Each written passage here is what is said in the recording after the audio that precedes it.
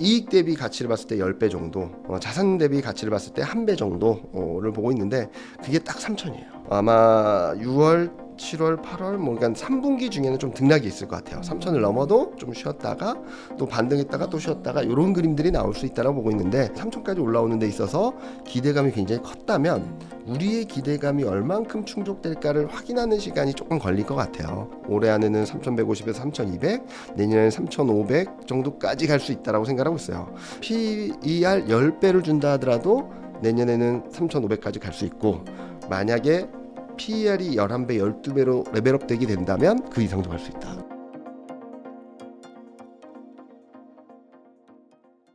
안녕하세요. 오늘 인터뷰 진행을 맡은 김혜은입니다. 요즘 코스피 3000P를 목전에 두고 있어서 많은 분들이 지금이라도 국장에 진입해야 되나 걱정 많이 하시고 고민도 많으실 텐데요.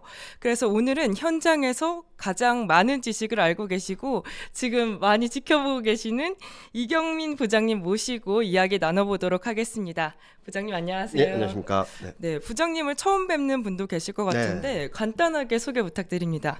네, 저는 대신증권 리서치센터에서 투자 전략 담당하고 있고요. 지금 뭐 최근 흐름들에 있어서 어떻게 봐야 될지, 그리고 어떤 식으로 전략을 짜 나가야 될지 자세히 말씀드릴 테니까 한번 천천히 들어봐 주셨으면 감사하겠습니다. 최근 코스피가 상승세를 이어가고 네. 있잖아요. 현장에서 보는 분위기는 어떤가요? 약간의 당황? 그리고 이렇게 가도 되나? 아니면은 더 올라가는 건가? 라는 것들에 대한 질문들이 굉장히 많은데요.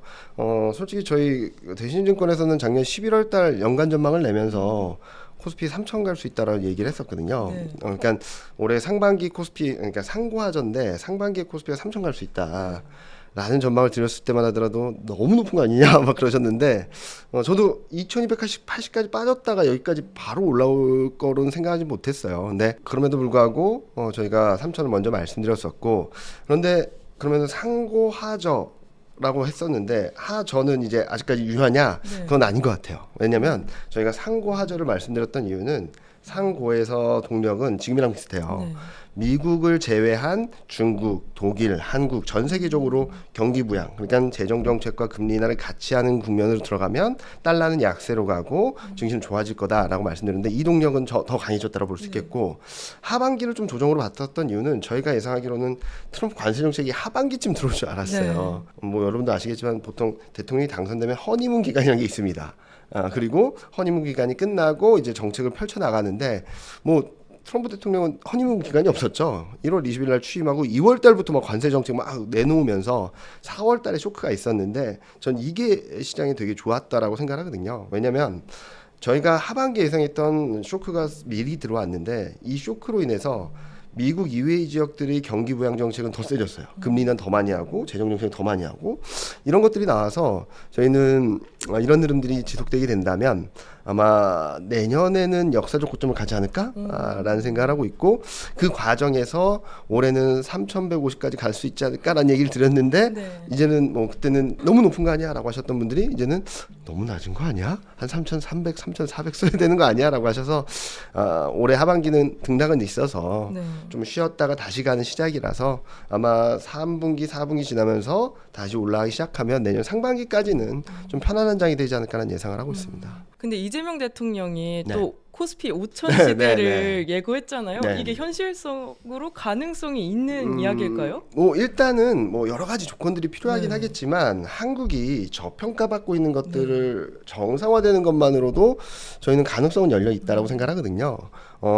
좀 어려운 얘기일 수도 있겠지만 지금 12개월 선행 ROE라는 지표가 코스피는 한 9.5% 정도 돼요. 근데 비슷한 9.5% 정도 되는 나라들이 뭐 태국, 말레이시아, 일본, 중국 이런 나라들이 있는데, 얘네들의 밸류에이션이 1.2배에서 1.5배를 받습니다. 근데 코스피는 지금 1배예요. 한 20%에서 절반 정도 디스카운트 받고 있죠. 그러면은 1배가 3,000이라고 러프하게 계산을 해봤을 때 3,600에서 4,500까지 갈 수 있다라는 그림이 나오는 거고, 여기서 여러 가지 정부 정책에 의해서 ROE가 개선되게 된다면 PBR은 더 높아질 수 있겠죠. 그래서 저는 이게 뭐 얼마 동안 갈 수 있다 하는 것들을 좀 장담해서 말씀드리긴 어렵겠지만 가능성은 열려 있다라고 말씀드리고 있고, 또 하나는 지금 이재명 정부에서 하는 여러 정책들, 특히 경제 관련된 정책들은 구조적인 변화를 야기하고 있습니다. 무슨 말이냐면 부동산은 너무 뜨거우니까 좀 잡아야겠다는 생각을 하잖아요. 그러면 공급을 늘리겠다는 거예요. 수요 공급에 있어서 수요가 탄탄한데 공급을 늘려서 이 가격을 좀 안정시키겠다는 거고, 주식시장은 정반대거든요. 수요를 어떻게 할 수는 없어요. 수요를 막 사세요 할 수는 없잖아요. 그러면 이제 공급을 좀 줄여야 되는 거예요. 한국 주식시장이 디스카운트 받았던 여러 가지 이유들 중에 하나가 아실 수도 있겠지만 한국 증시는 지수는 별로 재미없잖아요. 근데 시가총액은 매년 사상 최고치예요. 왜 그러냐면 유통 주식수가 계속 늘어요. 그러니까 수요는 한정적인데 공급이 계속 늘어나는 거죠. 그러니까 지수가 못 올라갔던 거예요. 그래서 이 무한대로 공급되던 유통 주식수를 좀 줄이겠다라는 차원에서 뭐 자사주 소강 얘기도 나오고 여러 가지가 나오고 있는데, 아마 이 방향성, 무한대로 늘어나던 유통 주식수가 좀 진정되게 된다면, 내려오게 된다면 한국 증시는 충분히 재평가 받을 수 있다고 생각하고 있고, 주식수가 줄어들어서 좋은 나라는 여러 가지 나라가 있지만 대표적으로 미국이 있습니다. 미국은 유통주식수가 계속 줄어요. 그런 그림들이 나오고 있어서 저희가 보기에는 정책이 얼마나 빨리 얼마나 많이 갈 수 있는가 중요하겠지만 5천선 가능성은 충분히 열려 있다. 그래서 지금 큰 정책의 방향성을 보면은 매년 늘어나던 유통주식수를 좀 꺾어놓겠다. 즉 공급을 꺾어놓겠다고 한다면 한국에 대한 증시는 다시 한번 재평가 받을 수 있다라고 생각하고 있습니다. 지금 코스피가 2,900선을 네. 넘고 곧 있으면 약간 3,000을 넘어갈 수 있겠다, 맞아요. 네. 이런 전망이 많이 나오고 있는데 네. 부장님이 보시는 코스피의 적정 가치 어느 정도일까요? 이게 적정 가치라고 말하기 되게 어려운 게 네. 여러 가지가 있는데, 왜 그러냐면 한국은 매년 디스카운트 받아왔어요. 그래서 이게 10배가 맞냐 11배가 맞냐 이렇게 말씀드리긴 되게 어려운데, 일단은 저희가 생각하는 밸류에이션이 정상화되는 수준은 선행 PER 10배, 확정시적 기준 PBR 1배, 이익 대비 가치를 봤을 때 10배 정도, 그리고 자산 대비 가치를 봤을 때 1배 정도를 보고 있는데, 그게 딱 3,000이에요. 2,970에서 3,000 왔다 갔다 하는 거라서 저희는 이 수준이면 1차적으로 밸류에이션이 어느 정도 정상화됐다라고 볼 수 있겠죠. 그래서 저희는 아마 6월, 7월, 8월 뭐 그러니까 3분기 중에는 좀 등락이 있을 것 같아요. 3천을 넘어도 좀 쉬었다가 또 반등했다가 또 쉬었다가 이런 그림들이 나올 수 있다고 보고 있는데, 왜 그러냐면 지금 굉장히 디스카운트 되었던 시장이 PBR 10배, PBR 1배까지 올라왔는데, 여기서는 이걸 뛰어넘기 위해서는 이제 밸류에이션 재평가가 필요하겠죠. 아니면은 뭔가의 또 다른 성장 동력이 들어오든지.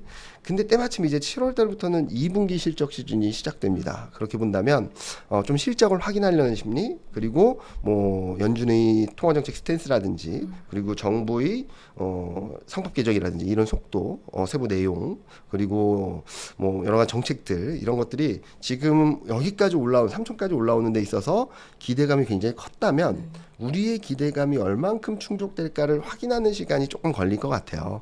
그런데 여기서 밸류에이션이 어디까지 갈 수 있을지에서 봐야 되긴 하겠지만, 저희는 이익이 개선되는 것만으로도 올해 안에는 3,150에서 3,200, 내년에는 3,500 정도까지 갈 수 있다라고 생각하고 있어요. 그래서 적정 가치라고 한다면 10배를 줄지 11배를 줄지 PBR을 얼마를 줄지는 좀 여러 생각마다 다르긴 하겠지만, 저희는 PER 10배를 준다 하더라도 내년에는 3,500까지 갈 수 있고, 만약에 PER이 11배, 12배로 레벨업 되게 된다면 저희는 그 이상도 갈 수 있다라고 생각하고 있어서 좀 상단을 열어놓고 보자라는 정도로 말씀을 드리고 있습니다. 네. 그럼 올 하반기 집중해야 될 이슈 같은 게 있을까요? 일단은 아까 서두에 말씀드렸듯이 미국 이외의 지역들의 경기 부양 정책은 굉장히 세지고 있어요. 앞으로도 계속될 거고, 4분기에도 하반기에도 계속될 거고. 근데 더 중요한 거는 이제 미국이라고 생각합니다. 미국이 금리 인하할지, 미국 트럼프 대통령의 정책이 경기 부양 쪽으로 이동을 할지, 이 두 가지가 키라고 생각을 하는데요. 자, 그럼 먼저 돌아가서 트럼프 대통령은 무슨 생각으로 이런 정책을 펼칠까? 일단은 첫 번째는 트라우마 때문이에요. 트럼프 1기 때 트라우마 때문인데, 트럼프 1기 때 정책을 어떻게 펼쳤냐면 2017년 취임했을 때는 규제 완화, 그리고 뭐 법인세 인하 이런 것들을 하면서 시장을 막 좋게 했어요. 그러다가 2018년에 중국과의 관세 전쟁을 막 격하게 하니까 막 증시 빠지고 막 난리도 아니었거든요. 그리고선 2018년 중간 선거에서 졌습니다. 그래서 후반부 할 수 있는 게 없었어요. 그래서 이제 뒤집은 거죠. 바꾼 거죠. 시장에 부담이 되는 것들, 그리고 재정을 확보하기 위한 것들을 먼저 하고 그래서 하는 게 관세 정책 그리고 도지 프로그램 그걸 먼저 하고 재정이 확보된 다음에 내년 2026년 11월 달에 중간 선거가 있거든요. 여기서 이기려면 시장 친화적인 경기 부양적인 정책들을 해야 되잖아요. 네. 그래서 트럼프 대통령 정책이 어떤 방향성으로 가는지 좀 봐야 될 거다라고 생각하고 있고 뭐 그럼 관세 정책 끝난 거냐? 그건 아니에요. 관세 정책 끝난 게 아니라 노이즈는 될 수 있겠지만 시장 방향성을 바꿀 정도는 아닐 것 같고 더 중요한 것은 트럼프 정책 방향성이 경기 부양 쪽으로 움직이는지가 첫 번째 키라고 생각을 하고 있어요. 그리고 두 번째는 미국이 금리 인하할지 한국도 금리 인하고 중국도 금리 인하고 유럽도 금리 인하고 막 하는데 미국만 지금 4번 연속 금리 동결을 하고 있거든요. 다들 어제가 6월 FMC였는데 그걸 보시고는 이러다가 진짜 금리 인하 못하는 거 아니야? 라는 걱정을 하시더라고요. 그러면은 저는 작년 2024년 통화 정책을 한번 보시면 좋을 것 같아요. 되게 비슷한데요. 24년에는 지금보다 더 매파적이었어요. 24년 3월 달에는 점도표를 통해서 24년 연간 3번 금리 인하할게요 라고 말했다가 24년 6월 달엔 갑자기 아니야 하반기엔 한 번밖에 금리 인하가 없어 라고 하더니 9월 달 가서 50bp 금리 인하고 11월 12월 그러니까 남은 3번 통화 정책 동안 100bp를 내려버렸어요. 6월 1일 6월 달 FNC에서는 한 번밖에 금리 인하할 거라고 안 했는데 지금도 좀 비슷하죠. 안 할 거야 뭐 기다려야 돼라고 하는데 아마 경기가 조금 불안정해지고 그렇게 된다면 저희는 9월 FMC에서 금리 인하할 수 있다라고 생각하고 있거든요. 그러면은 결정 변수는 뭐냐라고 물어보신다면 첫 번째로는 고용이겠죠. 고용. 근데 지금까지 고용이 좋다라고는 하는데 여러 가지 세부 지표들을 보면은 굉장히 안 좋아지고 있어요. 그래서 3분기 중에는 한번 출렁임이 있을 것 같다는 생각을 하는 거고 물가는 관세 때문에 많이 오르는 거 아니야라는 걱정을 하시는데 그냥 심플하게 말씀드리면 지금 물가에서 가장 높은 비중을 차지하는 게 서비스 물가랑 주거비거든요. 근데 생각해 보시면 관세가 올라서 먹는 거나 입는 거 가격들이 올랐어요. 그럼 뭘 줄이시겠습니까? 내 생활에 있어서. 입는 거? 입는 거요? 그렇다고 먹고 다닐 수 없잖아요. 뭐 새끼 먹던 거 한 끼 먹을 수 없고. 그러니까 뭘 줄이냐면 영화관 가는 거 좀 줄이거나 병원 가는 거를 좀 줄이거나 아니면은 여행 가는 걸 좀 줄이거나 그러겠죠. 그러니까 서비스 물가는 오르지 않을 것 같다는 생각을 하고 있어요. 비중이 가장 큰데. 그리고 주거비는 지금 주택 가격도 둔화되고 임대료가 굉장히 많이 빠르게 빠지고 있어서 주거비도 둔화될 거예요. 그리고 최근 이란 뭐 이스라엘 사태로 인해서 유가가 걱정 많으신데 걱정하지 마세요. 걱정하지 마세요. 워낙 힘의 차이가 크기 때문에 어떤 방향이든 유가는 많이 안 오를 거예요. 저희가 생각하는 것은 75달러가 상단이라고 보고 있고 그걸 넘어서면 오버슈팅이라고 생각하고 있어요. 그러면은 유가도 물가를 못 끌어올려요. 그러면은 관세로 인한 영향은 좀 있긴 하겠지만 서비스 물가 둔화, 주택 물가 둔화, 그리고 유가 마이너스 이렇게 된다면 물가는 계속 안정될 수 있다라고 보고 있어서 저희는 고용만 좀 출렁임이 있다면 한 9월 달쯤에는 좀 좋은 그림들을 보여주지 않을까라는 생각을 하고 있어요. 그러니까 너무 걱정하지 말자라는 말씀을 드리고 싶습니다. 또 이재명 대통령이 되면서 정책 수혜주에 대해서도 사람들이 관심이 많잖아요. 엄청 많죠. 지금부터 담아두면 좋을 만한 업종이 있을까요? 이거는 여러 가지 논란의 여지가 있을 것 같긴 한데 저는 정책이 지금 보면은 너무 한쪽에 몰려 있어요. 뭐 상법 개정이라든지 자본시장 성진화법 그래서 금융주가 대폭등을 하고 지주사가 대폭등을 했잖아요. 근데 이재명 정부의 정책이 그거밖에 없을까라고 생각하면 그건 아니거든요. 이재명 대통령의 정책을 좀 정리를 해서 이렇게 좀 카테고리를 나눠보면 첫 번째는 회복입니다. 그러니까 그동안 못했던 것들 그리고 검찰개혁 여러 가지 정치적인 문제들 그동안 문제라고 했던 것들을 회복시키고 싶어 해요. 그 다음은 뭐냐? 성장입니다. 성장에서 나올 게 뭘까요? 산업정책이에요. 그래서 저는 지금 많이 말씀드리는 많이 오른 종목들도 좋긴 하겠지만 저는 그 다음 스텝을 준비하자. 지금까지는 산업정책이 거의 안 나왔었는데 아마 올해 하반기 내년 상반기에는 산업정책들이 굉장히 세게 나올 것 같고 그 세게 나오는 과정에서 내년 예산이 배정되면서 어떤 산업에 좀 포커스가 돼서 좀 집중을 할 수 있을지 좀 관심 있게 바라봐야 될 거라고 생각하고 있거든요. 그래서 산업정책에서 안 빠지고 나오는 단어가 하나 있습니다. 아실 것 같은데 AI 모든 산업 정책에 AI가 나와요. AI가 계속 나옵니다. 그리고 두 번째 산업 정책으로는 신재생 에너지, 에너지 대전환, 알리백 이런 것들에 대한 얘기들도 계속 하고 있어요. 근데 많은 분들이 신재생 에너지 지금 뭐 해야 되는 거야? 막 그렇게 계산하시는데 한번 질문해 드리면은 전체 발전량 중에 중국이 신재생 에너지로 발전하는 비율이 얼마나 되는지 아시나요? 그냥 러프하게 찍어보세요. 중국이요? 네, 중국이요. 중국은 뭔가 신재생 에너지 안 쓸 것 같은 네. 그런 얘기인데 네.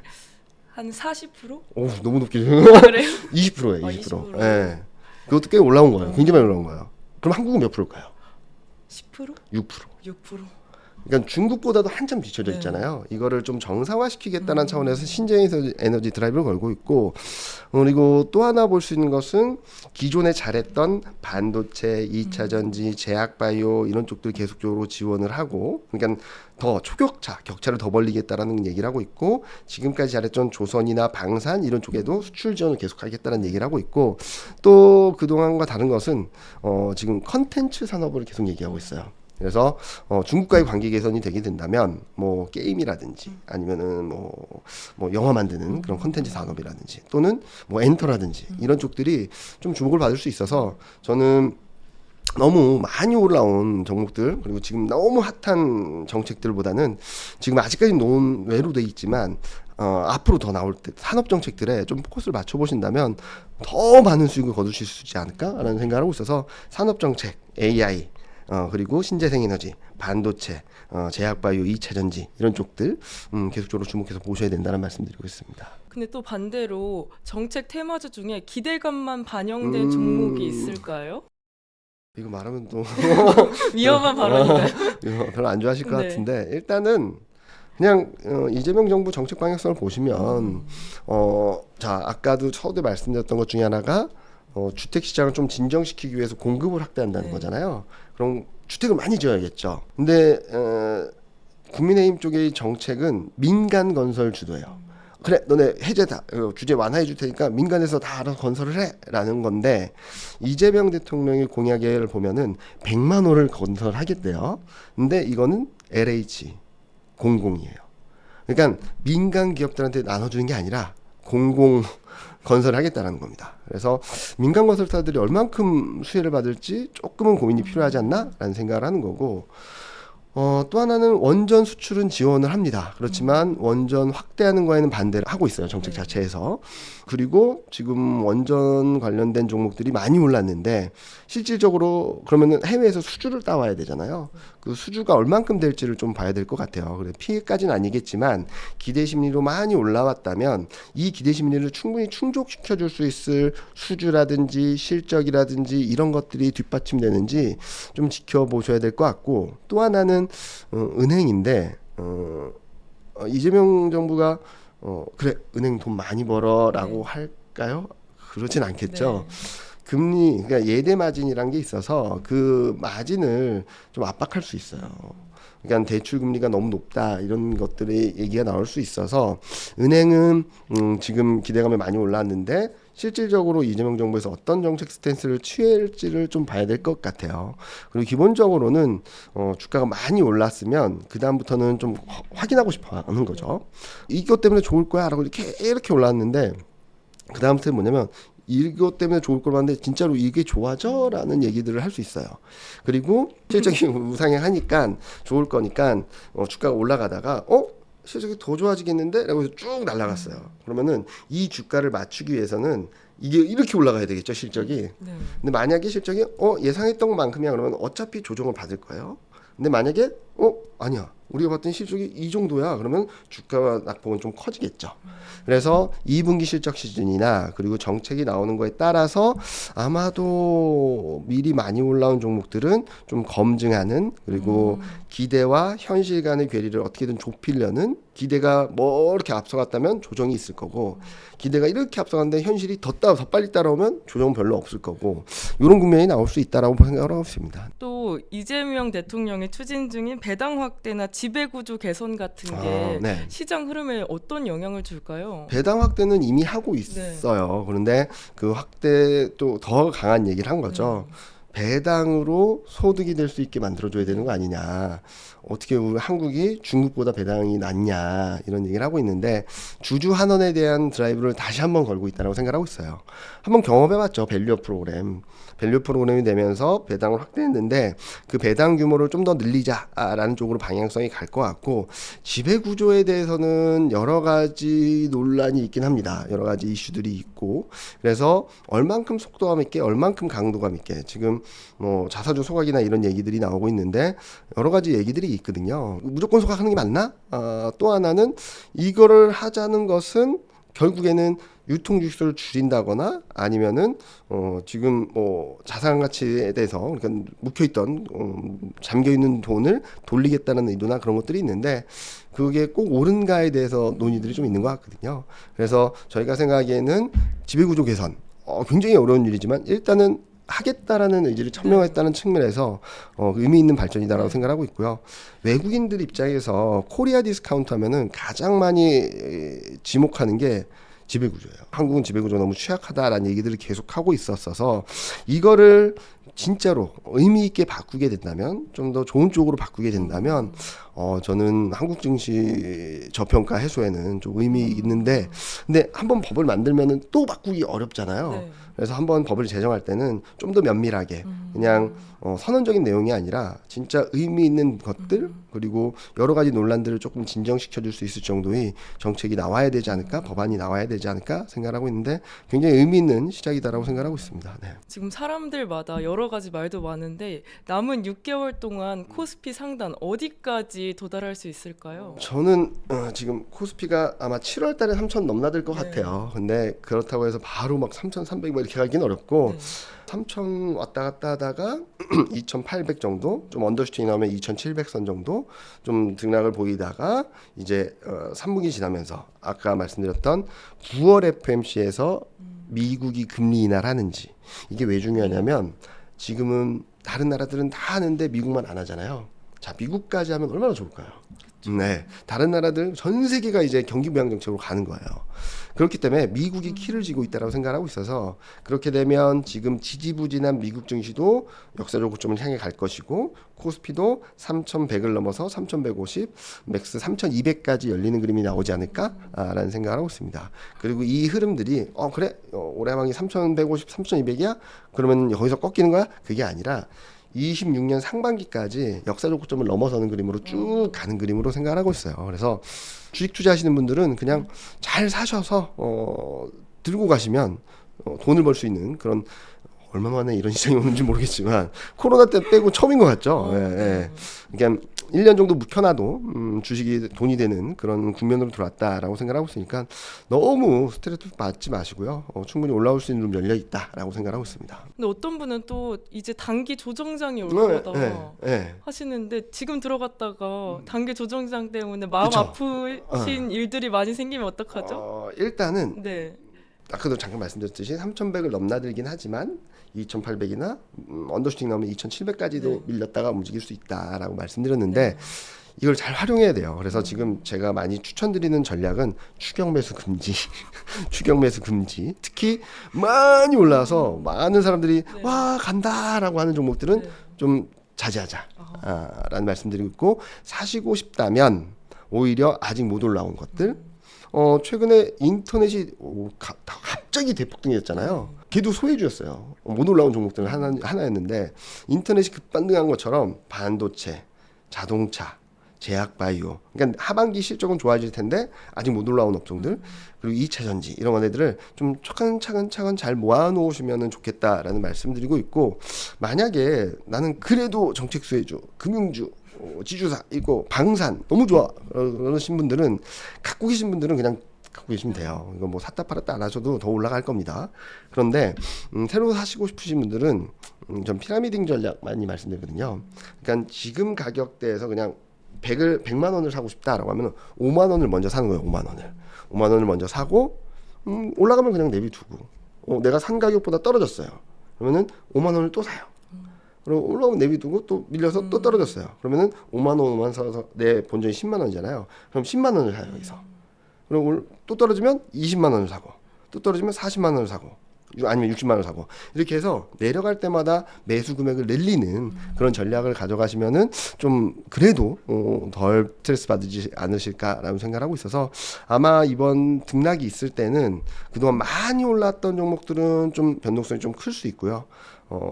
약하게는 10% 전후, 좀 깊게는 20% 정도까지 조정받을 수 있다라고 보고 있고, 오히려 그동안 못 올라왔던 업종들은 좀 잘 버텨주거나 등락을 좀 더 올라올 수 있는 룸이 있다라고 보고 있어서 지금은 많이 안 오른 종목들, 업종들에 관심을 갖자. 그리고 많이 올라온 종목들은 조금 경계함을 갖자. 사고 싶다면 밀릴 때마다 조금씩 매수 비중, 매수 금액을 더 늘리는 피라미딩 전략을 가져가자라는 말씀을 드리고 싶습니다.